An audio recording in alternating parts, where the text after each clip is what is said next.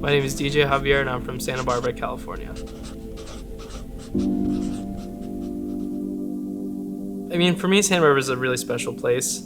It's just a really fun mixture of like different communities and different people. The mountains literally meet the sea and we're kind of nestled in between those. And I think growing up for me, like as far as creative inspirations, like all my friends were always doing something super fun. I feel like I'm just lucky to grow up here and be a part of that community and be inspired by all these different things.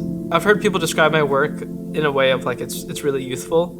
And I've heard people describe it in a negative way of like it's very kiddish or whatever. And for me, I'm like, yeah, that's what it is. Like I'm maintaining the sense of youthfulness and I want it to speak to the younger version of me out there. And so that's how I try to approach a lot of my work.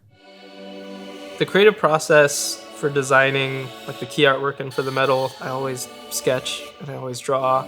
Even if it's like jotting down notes, like I'll do that. If I'm like on the go, I'll like write something if I have an idea.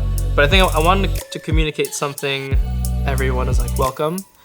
And so that's why when you look at the medal, it's these three characters and their skin tones are like alternating colors, their hair, what they're wearing. If you look at it, like their shoes aren't the same color as one another, but it's the same like three colors, like all rotated, and you can see yourself in the medal. I wanted something that people would look at and feel like they're wearing like a piece of art. I was heavily inspired by old school like 70s, 80s marathon tees, like something that you'd maybe find in your dad's closet kind of thing.